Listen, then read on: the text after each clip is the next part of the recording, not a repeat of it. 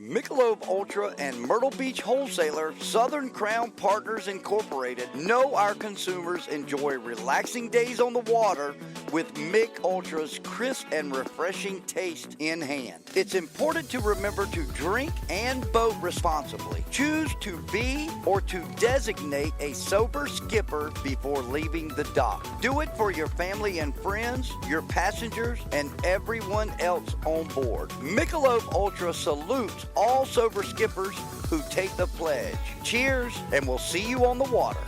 In Myrtle Beach, you always go at your own pace. Lie out on the sand, lie out by the pool, go boogie boarding, go surfing, walk the boardwalk, walk the marsh walk, golf at one of 90 golf courses, mini golf at one of 50 mini golf courses, fish off a pier, fish from a chartered boat, go shopping, get drinks, eat the freshest seafood. The list is exhaustive, but the experience isn't. You can go all out or do nothing at all. How you relax is up to you. There is so much to do and explore, whether you're traveling with friends, family, or just yourself. With 60 miles of beach, you're going to find your place. If this sounds like what you need, then this is where you belong. Hey, do y'all like fishing for prizes? Maybe a trip to Costa Rica or a once-in-a-lifetime African safari? Well, the Grand Strand Fishing Rodeo is back. Thanks to the hard work of Visit Myrtle Beach, South Carolina, and Trilogy Outdoors Media, this once popular event is back and is bigger and better than ever. This event is comprised of 12 monthly competitions that culminate in November with our annual banquet and expo, the celebration of fishing on the Grand Strand. New to this event is the freshwater division that will help include all of our anglers that live and visit the Grand Strand throughout the year. Monthly species winners will receive great prize packages from Bass Pro Shop and Surf Signs and Designs. But most importantly, they will receive an invite for them and a guest to our annual banquet and an entry in the grand prize drawing. So whether you fish the rivers, a pond, the pier, the surf, or a boat, you have a chance to win the grand prizes. To get signed up or for additional information, visit TrilogyOutdoorsMedia.com and click on event. Also, you can visit any of our weigh stations and registration stations to get signed up as well. Best of luck to everyone, and we'll see you at the scale. Trilogy Outdoors. All right. Trilogy Outdoors podcast coming to you live from Dead Dog Saloon, hanging out on the deck, eating some breakfast here on the beautiful marsh walk of Murrells Inlet, and I've got a couple friends that are joining me today. First, Jay Garner of Whitetail Properties here along the beach. And where else you got? You got a couple counties. Yes, sir. We got Williamsburg County, Marion County, Dillon County, Florence County, Clarendon County, and Georgetown County, Horry County. Good. So we got 7. You got, I didn't know that. I'm sitting there telling everybody, I thought you had 4 counties. I didn't know you had all we got 7, most of the PD, and then Grand Strand also. You got some incredible deer properties listed. And hang on one second. There we go. Get that audio right there.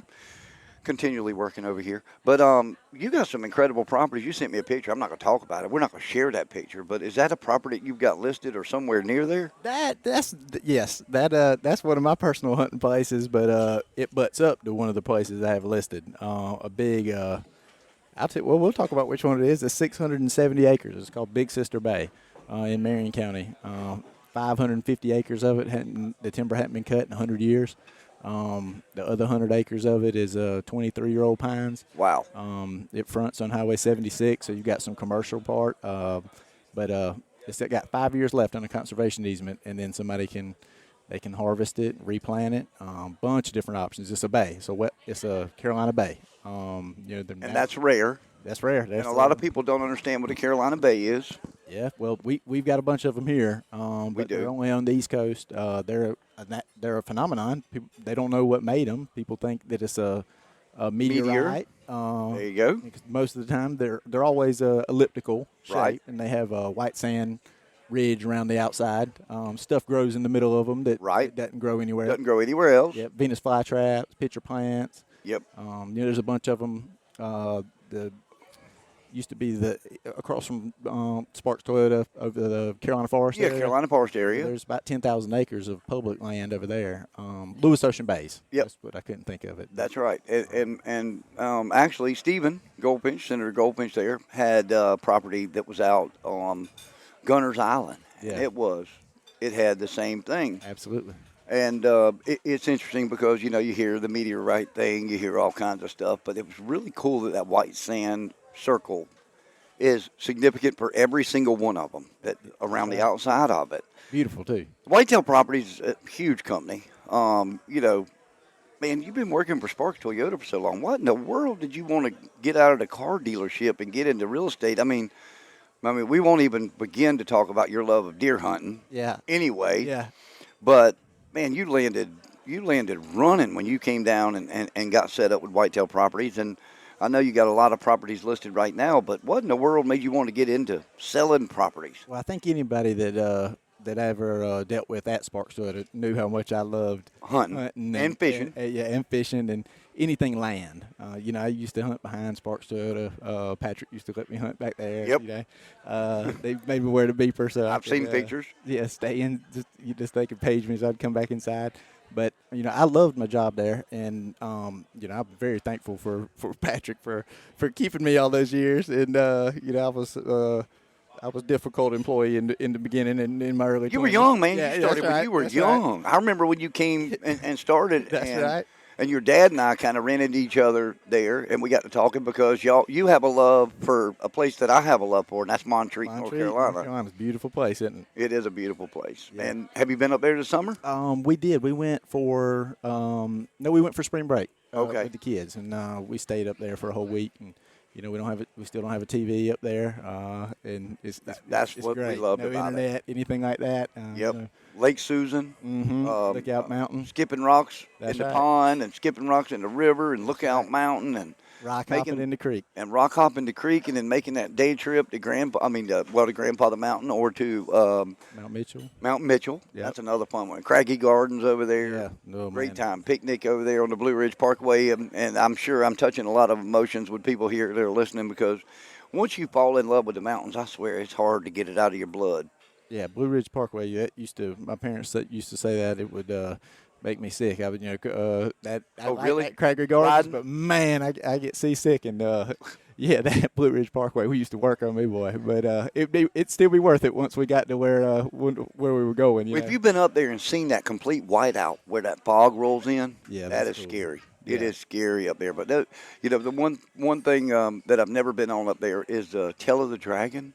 I've never heard of that. Stretch of the Cherokee Parkway. It's the Cherokee Foothills Parkway, but it is I can't remember 1,000 something curves in some crazy mileage, and it's where motorcyclists go. There's always videos of incredible wrecks. Maybe I have heard of that. Race cars go, and guys with fast cars Sure. want to go ride it and try to beat the time there. But we're going to talk deer, and our next guest that'll be joining us here when he gets here is Kevin Seay. And we're going to talk deer, and more in particular, is it too late for somebody to get ready for deer season now? Do you think, in your mind? Absolutely. Absolutely not. I'm sorry. We don't have the biggest deer in the country, but we do have one of the longest deer seasons in the country. So Right. that allows people to, I like to hunt this time of year, but a lot of people don't because of the heat. The good thing about South Carolina is you can skip the first 2 months of deer season if you want to, and still pick up in the heat prime. of it. Right. And but what I like about this time of year is, all the bucks are together, so you can catch. You can inventory your property basically using trail cameras, Right. corn. You can either see what you've got on the property, and they're easy to pattern. Right now. So, Right now. So our season comes in with the bow on the 15th, August 15th. So next week, and we'll have about 15 days where you can, until they rub that velvet off, they'll pretty much stay together and on a good pattern. So you can have a chance at killing a deer in velvet, which is pretty rare for the. Yep. There's only a couple places in the country that you can do that, and we have that. Right. You better have that thermocell. You better. Yeah. And those snake boots. Snake boots, thermocell, but Youth Day is Saturday. So what, tomorrow? The 12th. Yep. Good Lord. So but yeah, it's never too late. You can skip the first and the deer that you're getting on camera now. That's another thing. Don't give up on a property. You may not have any bucks right now on your property, but they're all wadded up somewhere else. Right. But once they rub the velvet off, or once the rut starts, they'll come to your property. They'll be there. So that's one thing that it's frustrating to keep cornering a property and keep the camera out. But every year I'll have a place that doesn't have a buck until October or November, and then a big deer will show up, and that's when you need to go hunt it.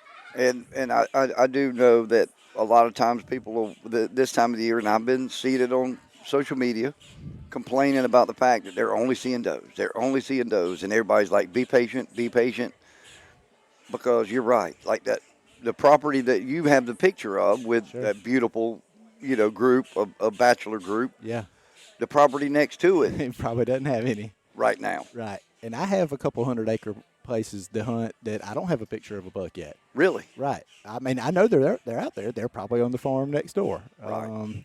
Why do they hang out together? I don't know. I'm not sure, but they do. And until they rub that velvet off, that's when they start. I guess the hormones start going, and they'll start busting apart. And Right. in 2 months they'll be fighting each other when they see each other. I So, feel like I feel like for us, by the last week of October, pretty much around Halloween, Halloween's a things magic have started time. happening.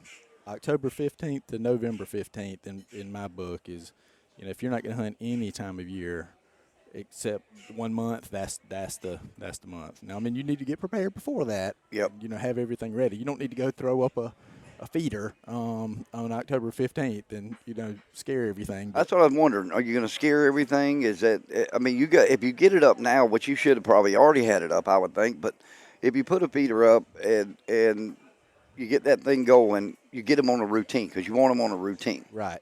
You're trying to make the pattern, if Right. I'm not mistaken. With a feeder, with the corn, you're trying to create a pattern for them. That's exactly right. If you're planning on hunting in October, I would put a feeder up now. But if you're planning on hunting next week, I wouldn't put a feeder up now. How about poo plots? What's your thoughts on poo plots? And I know you're a busy man with your real job, so you don't have time for a lot of that probably. But Plots are unbelievable. But I tell you what's better: finding a farmer that'll let you hunt and hunting over their agriculture, agriculture. Yeah, you're right. Or if you own property that has tillable land, let a farmer farm it for free. Don't charge them the $100 an acre or $50 an acre or whatever you're charging them. Let them plant soybeans there. Let them plant corn there. It helps your land, makes it look better. You don't have to upkeep, and it's free. Yep. Free food for the wildlife and for you to hunt over. I'm going to guess sometimes when these people, when you're listing these properties, obviously, you're doing hunting, ranch, farm, and timber, but when you're listing these properties for the buyer, that might be just the hunter. The guy from Myrtle Beach, the guy from Charleston that wants a place to hunt. Sure. There is potential for him to offset some of the expenses, I'm going to guess, Absolutely. through that. And Absolutely. what are some ideas? I mean, if somebody is looking to invest in something like that? Land is buy dirt. You know that song, Buy Dirt? That's a great song. I mean, it's a great song, and it's honestly the way we should all live. But it is great. But what are some ideas and some things that they can, possibly venture into as they buy some of these properties? The first one that comes to mind is obviously timber. You buy land sometimes that already has mature timber, and if you need immediate income or you want an immediate return on your investment, you could cut the timber. Some people want to cut timber. Some people like to, if I have a beautiful stand of timber, it's going to be hard for me to cut it. But if I need the money, I'm going to cut it. Right. But the best part is you can replant it and, harvest it again, thin it in 15 years, and cut it again in another 12 years. There you could buy there's a USDA program right now where you can buy cropland, open cropland. If you can get it into their program, they'll pay you $1,500 an acre to plant timber. So you talk about an investment. If you could buy 100 acres of open cropland for $4,000 an acre, I'm just using numbers. Right. Get back $1,500 over the next 5 years, and you get to keep all the profits from the timber. So in 15 years, you thin it. In another 10 or so, you cut it, and then do it again. If you're young enough, I mean, you can do it three, 4 times. Yep. You could pass it on to that's a great. And the best part is instead of stocks, you can't play with stocks. You can't use them. Nope. With this, you can enjoy it. You can hunt it. You can camp there. You can make memories with your family there. So it's a win-win-win. That's great. I never thought about that. And I've got property in Sherrall, which I need to take you to. We already talked about it. Yeah, you told me about it. Didn't that where you get most of your Fat lighter. Fat lighter, yeah. Yep. During Christmas. Yeah, I need to take you up there and let you. My parents are getting older. I mean, well, my mom's getting older. Her sister's getting older, and it's a beautiful piece of property. And if I haven't sent you a picture of it yet, I'll tell you this much: it's close to 60 acres, I believe. I might be wrong on this. Okay, it sits on a beautiful river, creek that flows out of Sherrall State Park. Really? Okay. On one side of the road is Sherrall State Park Right. and the golf course. On the other side of the creek is Sherrall Country Club. Well, that's never a bad thing when you're deer hunting. And then you have the neighborhood that my granddad developed is a part of it. So I don't know about the hunting side of it. Sure. But, we had, that Sherrall State Park and pretty much every state park in South Carolina stays booked out almost a year in advance for camping because Wow, I didn't know that. because of the boom for camping. Sure. So we looked at that, but the infrastructure expenses and everything else to do to do that over there To make a camp was going to be a lot. Yeah, and then to have to hire somebody to run it and everything else. So it's just sitting there producing some fat lighter every now and then. And Yeah. I mean, eventually that's going to run out, unfortunately.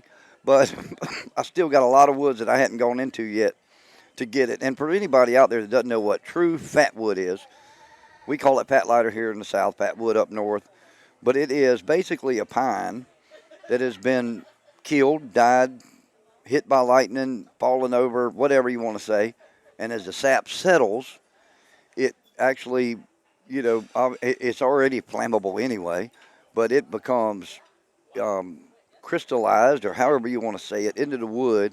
And it is unbelievable, and it will wear out a chainsaw. I'm telling you, you better have 3 blades. If you come down there to harvest some fat lighter, you better have 3 chains because you're going to run through it. But fat wood is awesome, and it smells good. Oh, it smells really good, man. That's my little business I pulled up a couple years ago and started doing for some, I called it Christmas money. Sure. And it worked out great. But, duck impoundments, things like that, is there still opportunities for people that buy property that may not have an impoundment on it?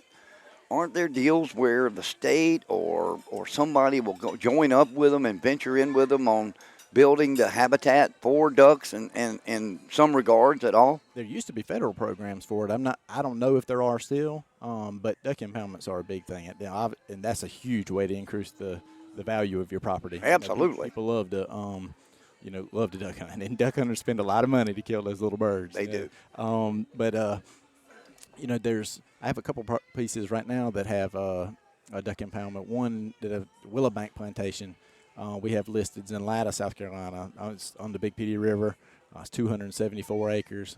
It's got a 7.5 acre duck impoundment. I tell you what it does, Angus. Killing a legal wood duck in the afternoon time is a very, very difficult thing to do. Illegal in the afternoon? Legal because in the afternoon. They're flying in 5 minutes after shooting time. Sure. So this place, you can kill a legal limit pretty much every time you go before the sun even goes down. So you talk about a place to take kids. Yep. Sometimes it's hard to break a kid in on duck hunting. If it's cold in the morning time and windy and raining, but when you can take them out there in the afternoon and it's 60 degrees and they can shoot wood ducks. You know how a wood duck hunt is 15 minutes, 30 minutes. Now that's a great way to get kids into hunting, and they don't have to go a couple times. And you know how it is. They catch that fever, and they'll be hooked for life. Well, Russ's. Let's see. Kinsley went her first time when she was 3 or 4, and I'm embarrassed of this trip, but I took her to get oysters and duck hunting in Myrtle's Inlet. Yeah. And the fog rolled in, and we couldn't see. You couldn't see shore on either side from the middle of the inlet. But we had a great time. Never pulled a trigger. But then Russ, I took him last year, which was a dumb move on my part. But I took him last year to go target teal. I've never hunted early teal season in Georgetown. Mm-hmm. In September? Yeah. And had I realized and thought about all them dang alligators are up on that bank. Yeah. I had him up there on the bank walking around with me up there. We were on the south side of the Santee Delta area. Sure. Saw a lot of ducks. But you got to be careful because, believe it or not, as many teal as there are gadwalls, there are black ducks, there are different ducks that are here, and you better know your species when you're shooting. That's exactly right. And the other thing is DNR loves working teal season. Yeah, because It's easy to find That's people. right. Yeah. It's easy to find them. If you're shooting, they're coming for you. Trust me. That's We right. got checked every time. I'm not gonna lie. But duck hunting is a tradition, and quite honestly, because of probably growing up or learning and getting my experience in public duck hunting here, I really don't have high expectations when I go. Sure. It's more about the experience. Absolutely. But owning a place and being able to create a place would be awesome. Going out and building, and that's the other thing. Like if you're within near proximity of water, which here or in any of your counties, it's hard to be far from anything. Sure. With the PD, with the Walkamalls, with Little PD, Big PD, with Lynch's Black River, River, Black Lynch's River. It's hard to be anywhere of distance that it wouldn't. Some have some type of influence on your impoundment. And, with the right food plots and everything else, and I call it food plot, but with the right crop planted in the impoundment, they're coming for it, dude. Sure. They're coming. And when you drain the water out, you can, or before you drain it in, deer love it too. Yep. They're gonna come in there and eat. Yeah, you might have to protect it in some areas. especially with the hogs. To leave, the hogs are bad, man. Sometimes you need to put a fence around it. That's for sure.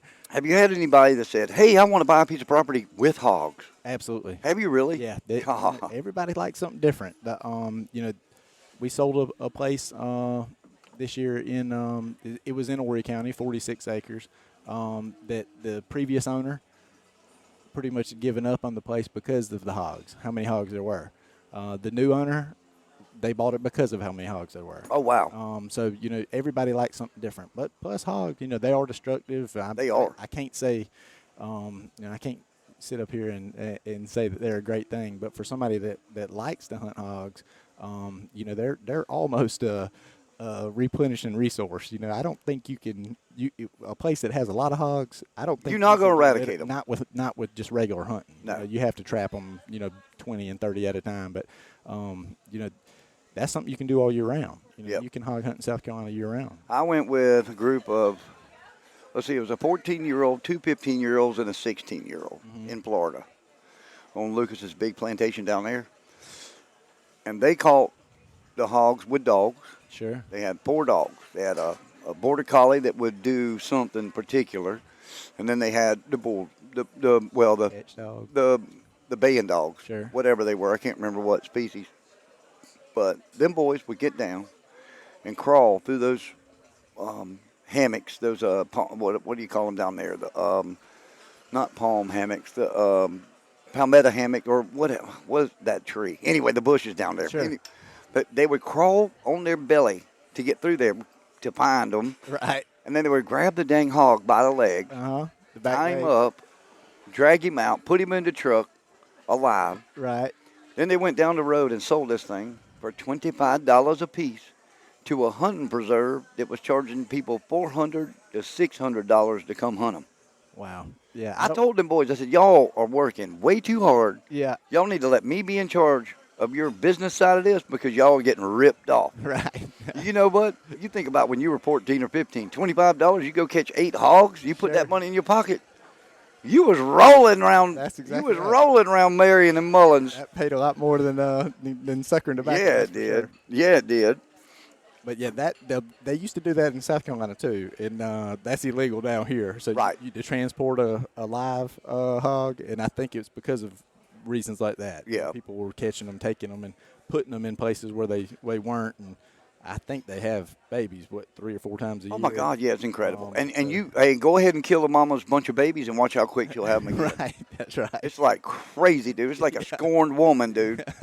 Like an old crazy ex-wife or something. I'm But not comment on that. yeah, well, no, I'll leave that alone. I need to shut up too.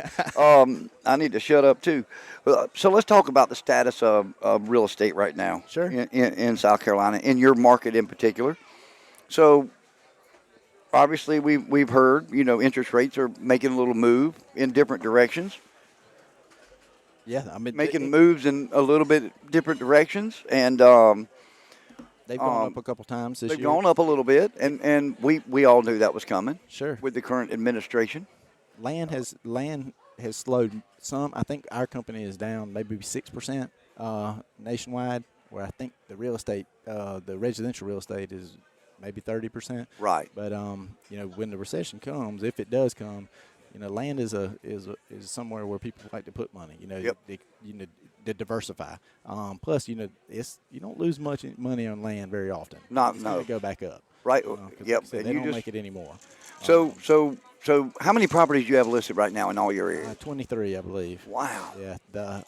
And we've had 4 closings in the last 2 weeks, and I think I've got 13 more that are under contract. So the people are moving here, English, no matter what. Right. We they're know that. moving out of the big cities. They're going to come here, and if you or I might not think 6 or 7 acres is a lot of land, but to somebody that's lived in a city their whole life, or 6 or 7 acres that's a farm. Yep. And that may be their life goal. So that's one thing that you constantly I have to remind myself that sometimes that's somebody's life goal is to own 5 or 6 acres. Right. Where you in your mind have a different set of goals. I mean, Sure, you know what you need. We don't think 5 or 6 acres is a lot. Is a lot. 5 or 6 acres is a lot to cut a 5 or 6 acre yard with a lawnmower. Yeah. But, it is. But yeah, to somebody that. Well, you and I, if we buy 5 or 6 acres, we trying to figure out how many different animals we can kill on it. That's exactly right. I mean, we try to. If you have 5 or 6 acres that butt up to a park like you're talking about, Then or it's a great. golf course, yeah. Oh yeah. You're going to have a lot of animals. You don't need 100 acres. No, and that is big. But if you had an open check right now, blank check, Yeah. to buy any of your 23 properties. Oh, don't do I'm this. putting you to on the me, spot. A blank check to buy any of your 23 properties. Which one is more suited for Jay Garner and what he wants to do? Oh man, I know which one I have. And you've seen it. You've seen the brim. Oh yeah, It came off of this place. There's 124 acres in Fork, South Carolina, on Old River Road. And we'll put all the information up on this. Yeah, we'll put for them you, all okay? up there. I'll put all the information up on all of them, but let's this one in particular. Let's talk about it. It has It has the road system is unbelievable, which is a big deal to be able to access. That is big. Yeah. I mean, you can have 100 acres. If you can only access it 10 acres of it, and the rest of it you can't get to, you can tell your buddies you own 100 acres, but you're only using 10. Right. That doesn't make any sense. Nope. This one, the roads are unbelievable. It's all planted in timber in different age classes, so it's gonna give you income over and over and over. But you can drive a car from the front of it all the way to the river, which is huge. A lot of riverfront property is swampy. When you get to the river, this one you can drive all the way down, right through the middle of it, all the way to the river. But it has that other pond on it that is loaded with trophy brim that we're not stocked. Trophy brim. And the owner told me that they've never stocked it. I know it's flooded from 2016 and 18 from the river, so I don't know if those fish are, they get in and get out when the river floods, but that one is loaded. And it's a 1.5 acre pond. I would almost want to check the breed on. I would want to check the genes on these, because if you ask me, yeah, I'm putting these in the Georgia. I'm putting those in the Georgia, Georgia hybrid class. I mean, dude, they're unbelievable. Well, one of them was a warmouth, and the other one looks like a regular brim. Yep. But the one that I weighed in your contest was 1.37 pounds, I believe. Yep. But the first day I was there, English, I think I told you I had the fishing rod in the back, and I thought I like to just try it. I like to see what's in there. But I had it rigged up for redfish. I had a 5-inch soft plastic on a 1/4-ounce jig head. Right. And which is a lot for a 1 acre pond. That is a lot. I threw it across the pond and was just stripping it back in, reeling it back in, and something hit it, and zzz, the line starts going out. I thought, man, this little pond's got bass in it. And when I got it up there, it was a brim. pound and a half. Yeah, I know. Everybody's been those pictures. Yeah. I had to quit putting them up because I had too many people calling BS on it. Well, I was like, people have asked me, where it was, and like I said, most of those ponds, people find them and fish them out. Right. This one's far enough away from the road where They people can't. haven't found it. Well, the turkeys, deer, this place is just beautiful. The current owner, you'll see in some of the pictures, you see little piles of sticks. she walks out there and picks up the sticks that have fallen out of the pine trees and piles them up. So it's so clean. I mean, it looks like you could lay down in there. You know, it's almost too beautiful to cut any of the. Well, here's what we're gonna do. We're gonna go to break. Kevin showed up now. We're gonna get something to eat real quick and chow down here at Dead Dog Saloon. But we got some wonderful words from our sponsors, and we're gonna share all the information on his pieces of properties. We'll share them right there at TrilogyOutdoorsMedia.com. And you can go through there and look and find your dream property. And as long as you don't buy that one yet, Jay will probably win brim for the next 3 months until the rodeo's over.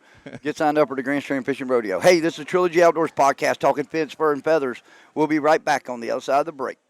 Freeman Boat Works and Trilogy Outdoors are proud to announce the addition of Freeman Boat Works to our family of incredible partners. Billy Freeman and his team at Freeman Boat Works epitomize the American dream. From building the first boat in Billy's backyard to a 150,000 square foot state-of-the-art manufacturing plant over the past 15 years, they are building one of the most sought-after boats in the U.S. and beyond. These incredible fishing platforms are built in South Carolina and are second to none in stability, speed, and performance overall. These catamaran designs are engineered not only to get you to the fish fast, but comfortably too. Years of refining designs and pioneering the modern performance fishing catamaran is why Freeman Boat Works is the #1 choice for some of the biggest names in the fishing industry. If it's long runs in the Gulf or the Carolinas, or days you can go fishing in South Florida when most center consoles stay at the dock, Freeman Boat Works is at the forefront in all categories. For more information on Freeman Boat Works and their 6 available models, visit www.freemanboatworks.com. Redefine your expectations. For over 8 years, GovWorld Auctions has been solving surplus issues for municipalities and counties in South Carolina and beyond. Their turnkey customer service has made them one of the best in the business here in the U.S., and they are located right here in our home state of South Carolina. If you're looking for tractors, heavy machines, and vehicles, just to name a few, our partners at GovWorld have you covered. The process is simple, and their experts will come to you to inspect, photograph, and video all items before they make them available to everyone in the world for the bidding process. GovWorld online auctions are supported by mailers, emails, and promotion to the biggest buyers in the country, and they get results and the highest dollar possible for your items. Don't go out of state to another auction company. Support business here in South Carolina and let GovWorld get you top dollar for your items and put the money back in your city, municipality, or county. Give GovWorld a call or visit their website, govworld.com, for more info and to set up a visit with one of their experts to get you in the next auction. Don't let valuable items just sit behind a fence. Give GovWorld a call and start turning them into money today. All right, welcome back, folks, to segment 2 here of Everything Deer. And we've had a little break between segment 1 and segment 2 because my next guest and I and Jay Garner decided it was time to go fishing. So we ate breakfast and then took off from Dead Dog Saloon there to go fishing, and had a great time, Kevin. Man, it was great to fish with Kevin Seay of Black Mingo Venison Processing and Taxidermy. Not really new, I wouldn't say, would you, Kevin? Let's real quick, introduce your store, your processor, your taxidermy business. It's not per se new because you have bought out a former business that had been there for years. Very, very established in the community here in Hemingway. I'm Kevin Seay. I own Black Mingo Venison Processing and Taxidermy. Like Inglis was saying, I took over from John Snow and his family out in Hemingway with the processor this last year, and this is going to be my first year into it, but it's going on the 26th year for Black Mingo as a whole. Oh wow! With the process, and so we've the business has been there a good bit, and they're very established and got a big community around them. So we're very excited for that.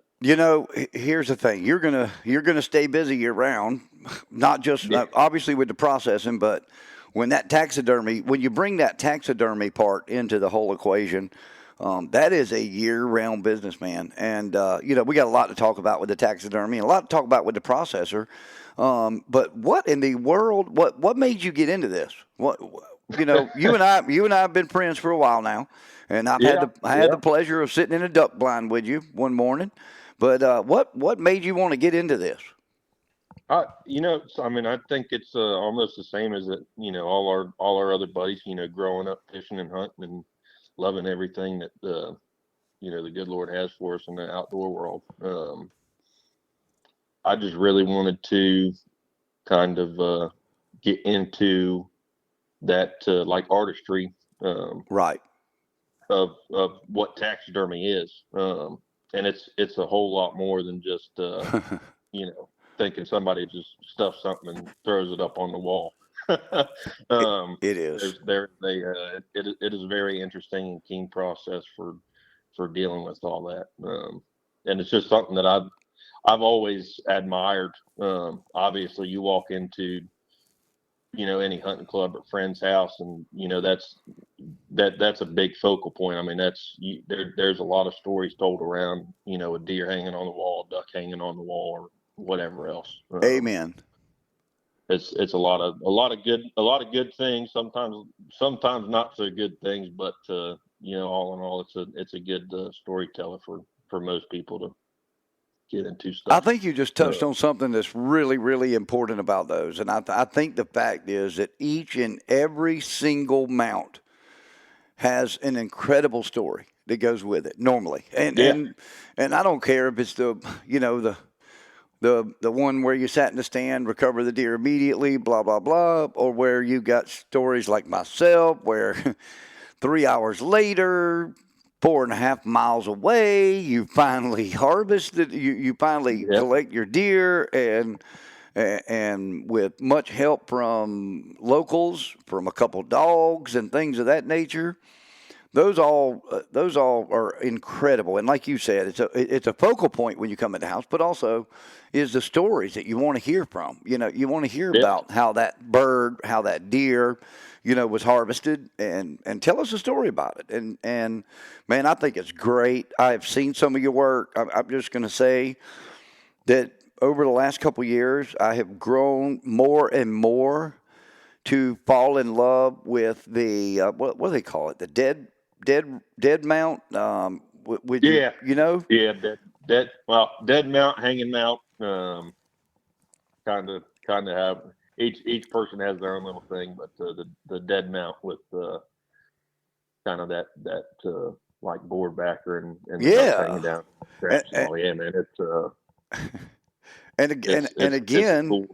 I think if so I've got wood in my garage that I have collected over the last 5 years, and it's all for mounts. Honestly, it is. It's all for if I kill this, and you and I were joking around before we played. I played the widgeon that I've got on here. If I kill a true pair of widgeon here, a mount that I have in mind and wood that I want it on, but you can actually, with a deer head, mounting it on something from a family farm, something out there that gives it more sentimental value as far as the mount goes. It's not all about the head. It's about, your granddad or your great-granddad who put all the work into that property and passed it on to generations. And you look up and you see the deer, and then you see that barn, that piece of the barn or whatever behind it. I think it makes them more special, without a doubt. It definitely does. Quick side, and you just brought that up. I was working with Lynn McCrae down in Andrews with Lynn's Taxidermy, perfecting everything with like deer mounting and everything and whatnot. Yeah. And he had a fellow that was training under him before I got there, Stephen Smith.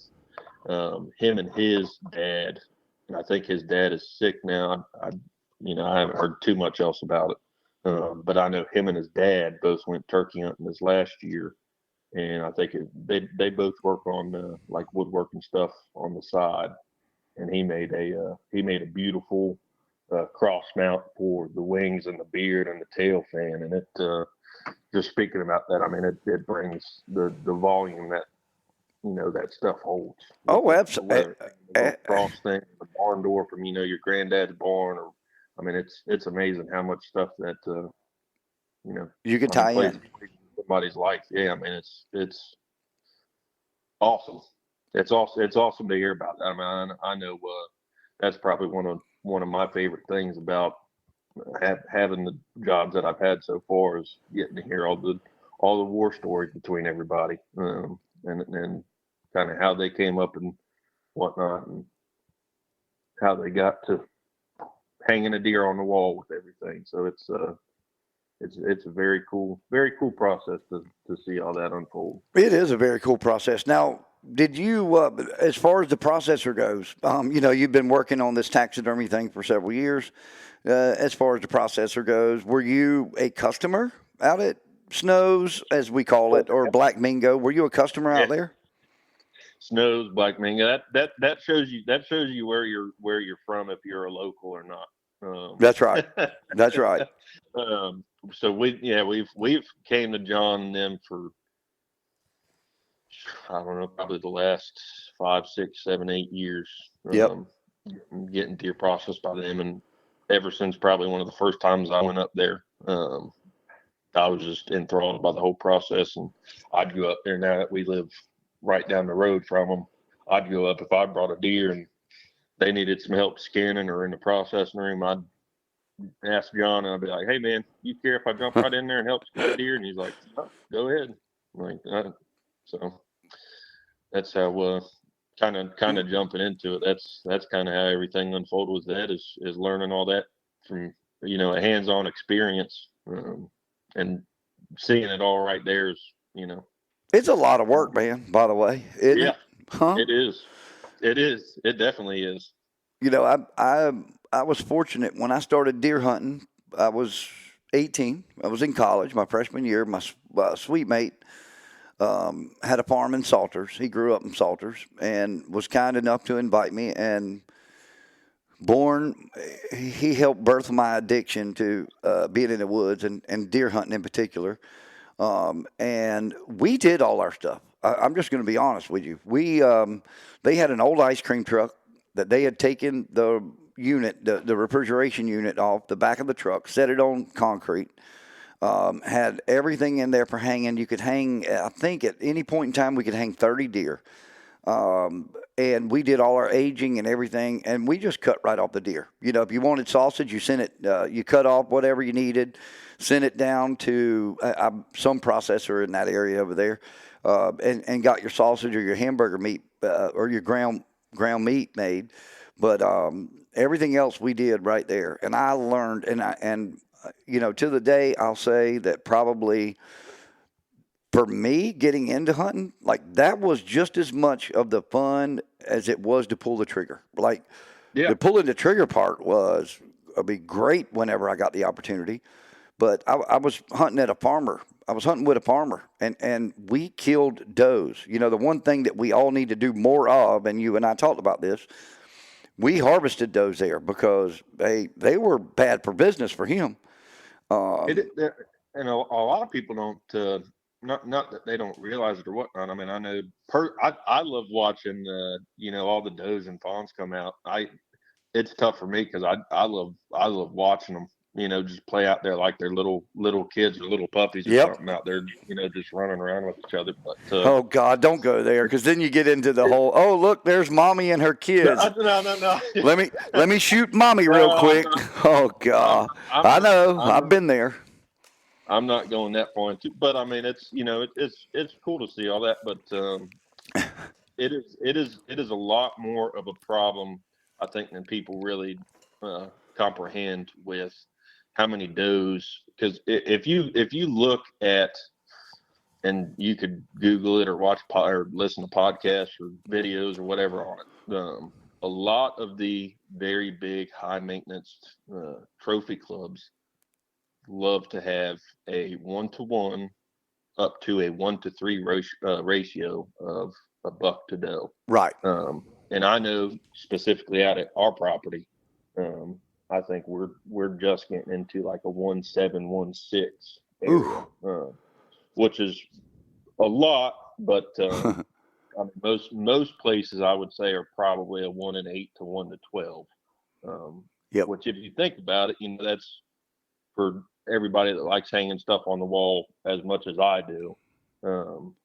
You start taking all these bucks out of the equation, we're kind of gonna get overran with those and fawns and stuff. And growing up, I mean, most of the time those, I believe they only have, one, two, sometimes maybe three. I don't even think it's that much. Most of the time, I think they only end up having about one or two fawns that actually end up living, especially due to coyotes and Right. farms and whatever else that get into them when they're real young. And I would say But this: I think anybody listening as a deer hunter or getting into deer hunting, anytime you get an opportunity to kill a coyote, please do. Please, yeah, please. I don't care if it's early in the day, early in your sitting, whether it's a morning or an afternoon. Please do, because they wreak havoc on not only our deer, on our turkeys. They wreak havoc on everything, and we need to clear them out and clean them out as much as we can, because they are taking over a lot of areas. I know where I hunt at Lost Sheep Plantation out near you. The coyotes in the last 5 years have more than tripled, probably quadrupled, and I mean I can't tell you how many times last year I would be sitting and they would come out and they would not be chasing the deer. They were trying to chase the turkeys, which, like anywhere else, the turkeys are out everywhere during deer season, and yeah. and Come turkey hunting, all you see is the occasional deer passing through the decoys. exactly. The deer coming through the decoys. That's right, no doubt about it. But they definitely need to be controlled. And one thing I was going to ask you, and I meant to ask you early on, you do call it black mingo venison processing. Are you going to process any other game, or are you strictly going to stick to venison? So just for the 2023 season, we're sticking just to venison processing. Right. I've been in the works since this last year. Come once this next thing, well, I think we had mentioned it the other day. So we're staying out at the 355 Radio Road in Hemingway, where John's place existing is already for the 2023 season. Come 2024 season, we're going to end up moving right down the road, and I'll give everybody out all that information come later on in the season, once it's finalized with everything. Right. Well, hey, we were talking earlier too, and by the way, congrats to all the youth out there. As of course, South Carolina has, I believe we might have the longest deer season in the country, somewhere similar to that, but. This weekend was Youth Day, and wow, did I see some incredible deers harvested by some incredible young men and women. And I mean, it is great to see parents getting kids outdoors. And you and I both grew up. I know you grew up in that boat. I know your mom was dragging you to the water. And I know you spent a lot of time outdoors. It makes a big difference. It does. You and I met each other. We became friends. Me and Jay Garner, who was earlier in this podcast. We became friends through the outdoors, through fishing. I mean, us. Yeah, you build lifelong relationships in that. I mean, same as going to school or whatever else. I mean, I have my lifelong buddies I've known from sitting in a duck blind with them longer than I have anywhere else. Yep. So it's amazing, all the relationships you can build and friendships you can build from, being outdoors and sharing stuff that you love with somebody else that loves it. And people don't realize it, but you really do learn to trust those guys that are in your boat with you duck hunting, in the blind with you duck hunting, because a lot of things can go wrong. And we all know that. You get that derelict that's in there that doesn't care, doesn't pay attention, has no safety in mind. They normally don't become that person as your good friend or hunts with you a lot. Yeah, no, they're what I like to call the one and done hunters. One and done for me. Yep. So, I know those guys. You have a website? You're going to have a website up for the I do. both? Yeah, okay. It's up. It's blackmingovenison.com. Oh, perfect. You can go on there and see all our stuff. It's like everything else we got going on. It's a work in progress, but it's up and running, and we got pretty much everything we got on there. I know on that, and on our Facebook and Instagram pages, you can look up Black Mingo Venison Processing and Taxidermy, and you'll come right to us. You'll see our logo and everything, which we got on there. Which I'm not great with technology. Join the crowd.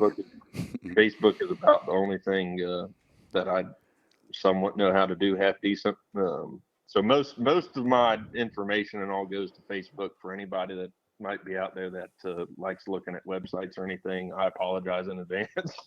Well, for it to maybe looking like it's a retro 80s website, but well, we talked on the boat the other day, and I told you, if you don't have your wife doing some of your social media stuff, you're an idiot. Yeah, she's great. She's man. awesome. I keep trying to get her. She's working. I think we talked about it the other day on the boat. She's working with my family's pool contracting company back in Conway. Right. I keep trying to sneak her whenever she gets off work to try to help me out with the online stuff, because she loves doing that, and she can get the crowd following behind it. So, well, that's good. And today, I mean, this episode is great because we got Jay Garner, my first guest, who can find you all the property you need and get you set up for that dream property where you can, buy dirt. Like he said, buy dirt is the best thing you can do in life. No doubt about it. You agree with us on that. Oh yeah. And then now with you on processing and taxidermy, and the processing part of it is important. And, I think, I'm just going to cut through the chase. I mean, I made some comments the other day on the boat and talked about pricing and everything else. And, just like anything, pricing has gone up. If you consider all your vacuum sealing machines, let's talk about the packaging. Let's talk about, everything's gone up. Yeah. I mean, let's talk about the work. The amount of work that goes into it has gone up. So like when we get a first deer brought in, obviously it goes to our skinners. They get it all gutted out, cleaned up, ready to hang.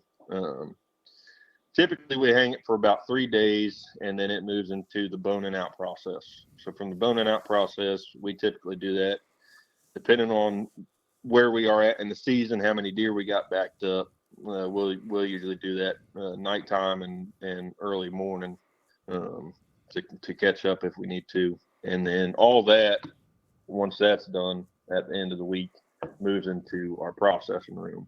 And that's where we take your deer that you bring in and process your deer. There we go. Exactly the way that you want it. We don't have, not that there's anything wrong with it. I know a lot of people that do it, and I think their meat quality is just as good as ours. We do not have a huge machine to where we have the availability to pile, a couple things together and make one big burger round, one big sausage round. We got to do that all single deer by single deer coming in. But it's a fun process. It's a 6 to 8 hour process a day for processing, getting everything in, going to your sausage machine, packing through your burger machine. If we got jerky that we got to do, we also do bratwurst, kielbasa. I think we're doing smoked chorizo this year. A lot of new stuff coming out. A lot of the same stuff that everybody has been expecting since this last year. So keeping everything kind of under the same wraps as it was last year with all that. Not changing up too much stuff, but good. Hopefully giving it a little bit of a better twist. Well, I want to twist this up with some questions and a little bit different perspective. We've all hear every year the arguments on the perfect round for a deer, the perfect caliber, the perfect choice of shot for a deer. And I'm going to tell you, if there's anybody in this world that can tell you what is the wrong choice, is a processor. As you go in, and I say that, when you go into these deer and you have to pretty much throw a right shoulder away or throw a left shoulder away, because of over calibering or going crazy. Obviously, it's all in the aim, and I always say this much: put as much money or more in your optics. Don't as you do the gun. That's the most important part. It really is. And a great optic is better than any high dollar rifle that you could buy. Absolutely. I would much rather spend $1,500 on a good Vortex scope or Leopold or whatever all the other one, Trijicon. Trijicon. Yeah, I love them. I got a bunch of Trijicons on mine, and do you really? I just got one last year, man. I love it. I do. I absolutely love it. The difference, not only for, it's just a game changer. I mean, it really is. I mean, it not that it makes a break your hunt, but I could not see myself going back to, a $200, $300 scope. That's right. With having all that. Yeah, and there's nothing wrong with that by any means. No. But it's I'd like to say, I would rather have a high powered or high vis rifle scope than I would a super high fancy rifle. Yeah. I tell you, Russ has got a 6.5 Creedmoor that I got last year for him. It's in the box, brand new. We've shot it. I've shot it. He shot it in a cradle. He shot it in a what do you call it? The shooting the little bag. He shot it in a bag and in a holder, and not much kick out of it. But it's got definitely a low end scope. But I'll tell you what, I looking through it myself. Like in full daylight, it's not that big a difference. Like really, it wasn't. But I can tell you one thing: I was able to sit in the stand for an extra 20 minutes this year when I switched to that Trijicon. I mean, it was unbelievable, and with confidence. Like not to the fact that just because I can see that deer, I might lob one out there. If I think it's the one. But Russ's little 6.5 Creedmoor. And I was going with the 243. That's what we were looking for. And Todd at Irby Street, who is a great person, if you have questions on calibers, on guns, and everything else, go talk to him. He can give you. That's a great place to go too. Yeah. I'm interjecting on that. That's exactly. But then I hear all these guys that swear by the 30-06, swear by the 700 Win or 700 mag, 7 millimeters. Like, why in the world do you feel? I mean, why does somebody feel like they need that big a round for here? I mean, I want something that's fast. I want something that's accurate and doesn't drop much. I don't want much change in it at all. And it is a great debate to sit around a campfire and kind of horse around with your friends or whatnot to talk about these calibers. We get it all the time, and it's not even from the processing side, but even on the taxidermy side, I see it. You can ruin a cape on a deer that you want to mount by having a wrong caliber. Just from the collateral damage that goes into it. Yep.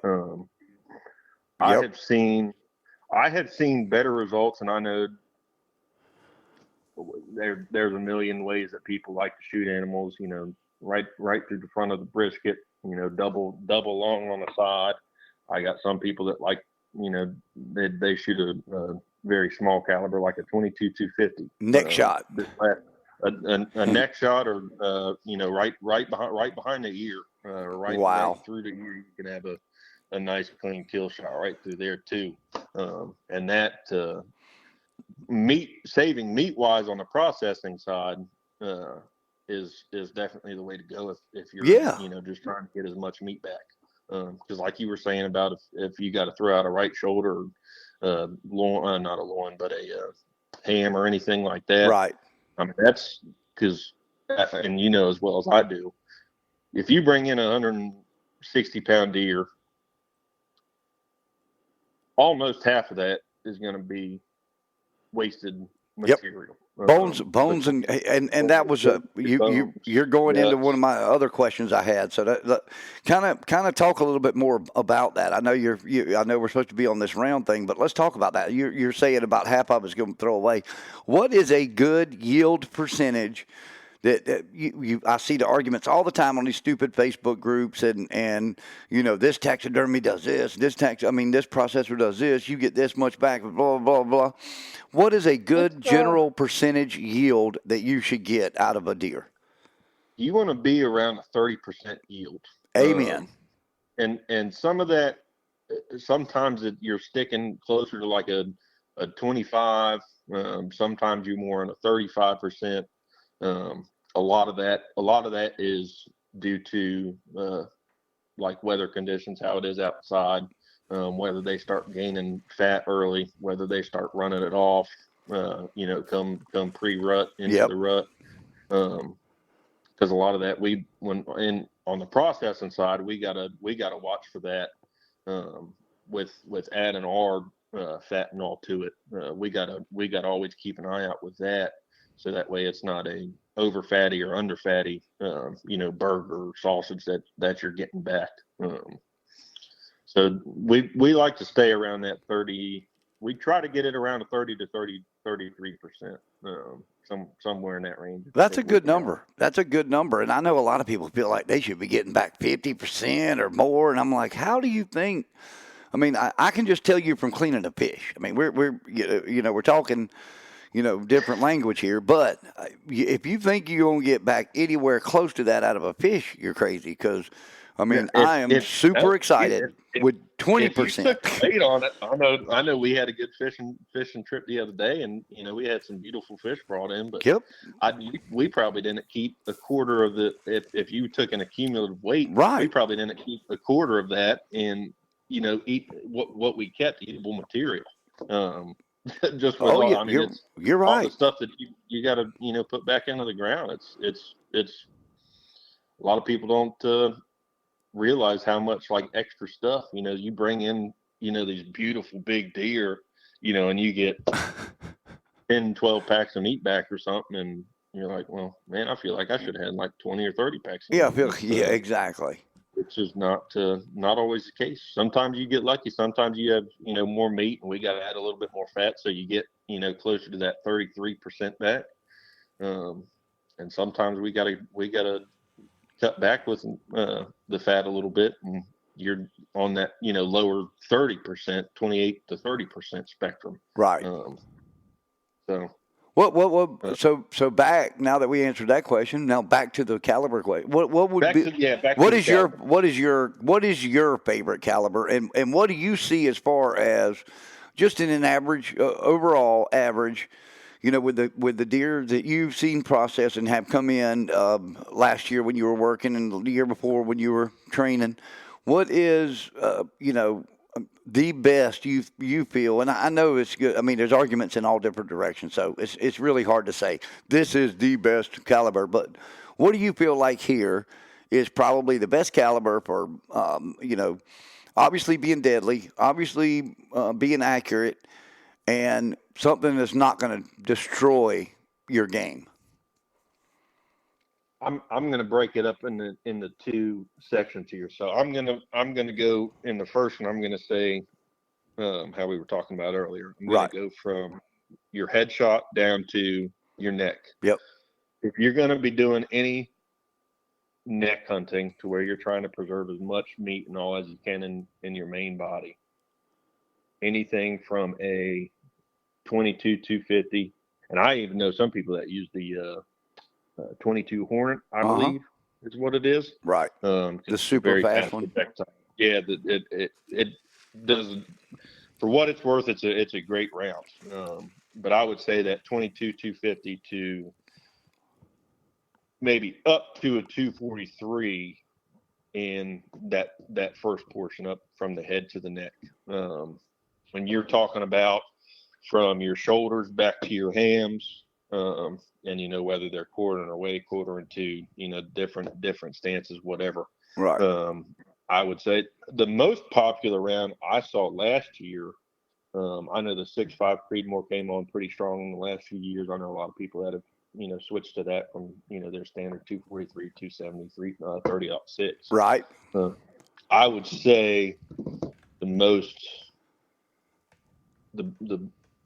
highest round we had last year in volume would have probably been about a 270. Yeah, that's what I figured. The 270 all around is a good round. I grew up shooting 30-30, 308, or 30-06, depending on where I was hunting. Right. And you got to look back at it too. There's a whole list of things you can go, from building up or building down. Well, yeah, and you just mentioned something. Distance is a big thing. Yep. Yep. If you're in, open field hunting compared to close timber hunting, right? I know that can play with it. Whether you're using, on an open field, I would say, that 270, 30-06, 308, are a little bit faster traveling rounds. The 270 and a 30-06 still pack a big punch. Yes, sir.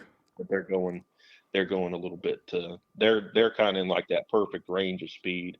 Your 30-30 is a little bit slower. It's kind of a big, fat, heavy round, like 45 would be or something on target practice and stuff like that. That's going to be your big, heavy hitter. Right. I like using a 30-30 around where we're at. We got a lot of swamps and heavy timber areas, so I like using that heavy hitter. And then if I go more into that open field hunting, I like using that 308 or 30-06 because it packs a little bit more of a punch at a higher trajectory at a longer distance than that 30-30 does too. Yep, and another new round that I was introduced to over the at the gun show back in the winter, and actually I believe it qualifies as primitive round is the Legend, the new Legend. Is it 300 Legend? Is that right? Am I saying that correct? 350 Legend. 350 Legend, man. That's a great looking. It's a great looking round. Yeah, it is. And that if you got in, I mean, there's so many different. I'm going to call it subspecies of these different rifle rounds. But there's just so many you can choose from. Personal preference, I like hanging around that 30 caliber anywhere in between there. Yep. I know a lot of people back to the 6.5. I know the other 6.5, the Grendel. If you've ever heard of that, the 6.5 Grendel. Yes, sir. Has been another one that's came on pretty strong. More in the last 12 months, 8 to 12 months. I mean, there's so many out there. There are, and I do think back to COVID when it was like, okay, what ammo can we get? That's what we're going to shoot. Yeah. That's what we're going to shoot. I've got some options now. Finally, we've got 308. We've got a 270 that I swear by.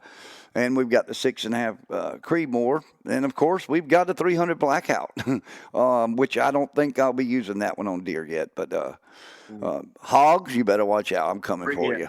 I was going to say getting in hogs, a 300 Blackout is a mammoth of a round on some hogs. Yeah, I want to spank some hogs this year. There's no doubt about it. I'm looking forward to that and getting out there and chasing them. One other point, and that I wanted to talk to you about is the customer that says, "Hey, I'm going to go see Black Mingo this year. I met Kevin, and I want to get some ducks mounted with him."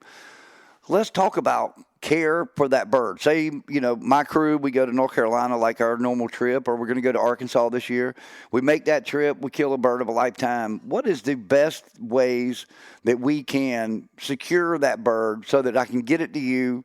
And you have the best bird to work with, the best shape to work with, and what can we do? I've heard pantyhose. I've heard vacuum seal. I've heard wrap it in newspaper and throw it in a Ziploc bag. I've heard all kinds of stuff. What? I want to listen to the man himself. You tell me what we need to do. There's a lot. So first going into it, I would say know where you're going to be hunting, know what you're going to be hunting. Your divers obviously are going to have tougher skin. Yep. Your puddle ducks, they're going to be, more open plain stuff like that. They're not really going to be into like that toughness that the divers have. A lot of that plays into, different shot shells that you'd be shooting and different like shot sizes that you would be using. Right.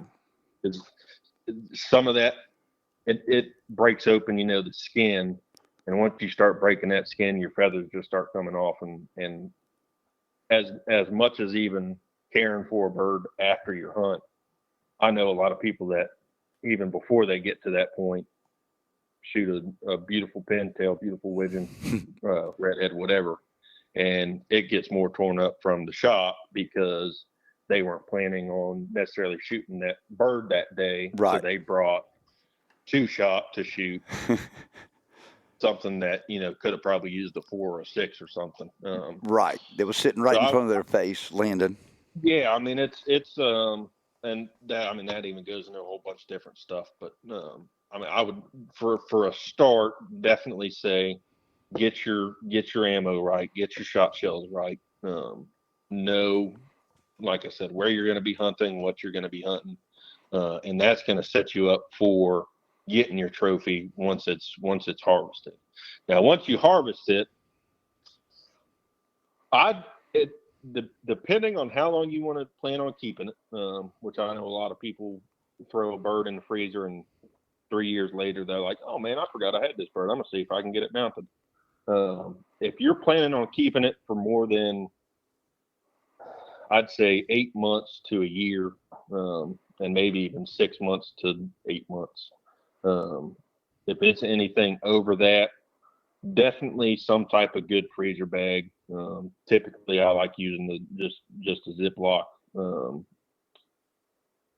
I haven't done too much with the like packing or the air vac bags.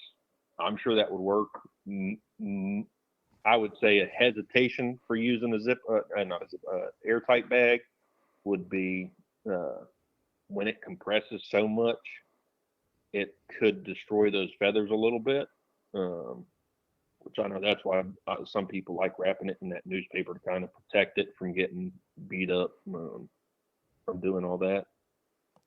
Yep. If I'm getting a bird from somebody, as long as it is in a good freezer bag, it does not have to be wrapped up.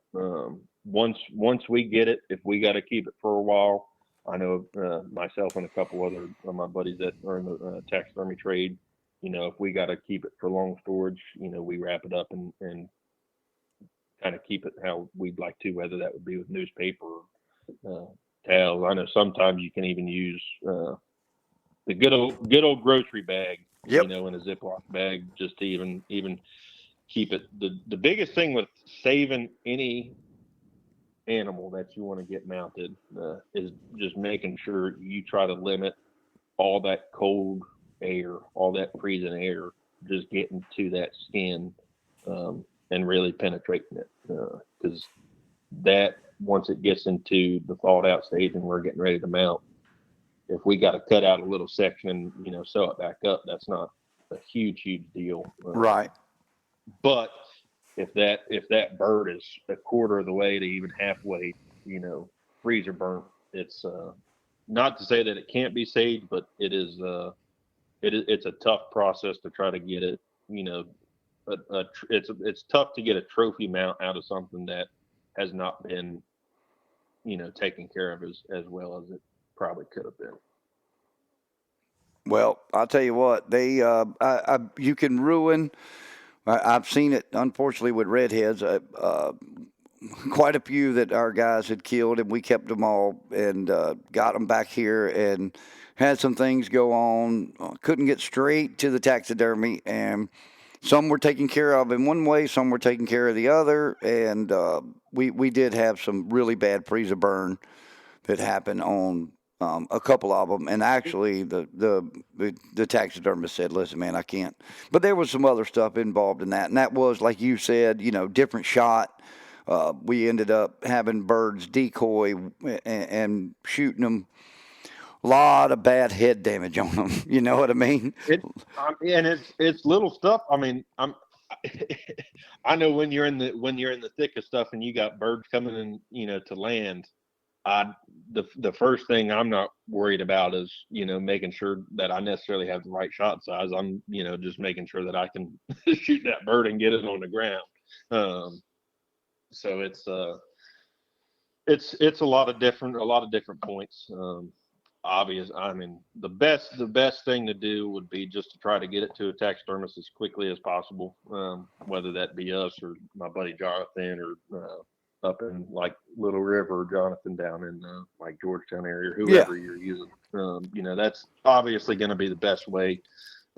Is just to get it to your taxidermist quick.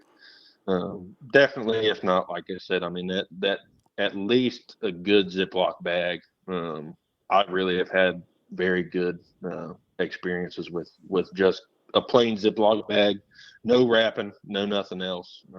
Just trying to get all that air that's in the bag out. Yep. Still leaving a little bit of wiggle room, so that way if that bird moves in the freezer, you're not crushing a wing, you're not breaking off one of your primary feathers or busting a leg or anything like that. Yep. So. Well, let's take good care of them. And all right, once again, y'all, you got to go see my buddy Kevin Seay. I'm going to see him. You want to take your deers out there, get it processed. You want to take your birds.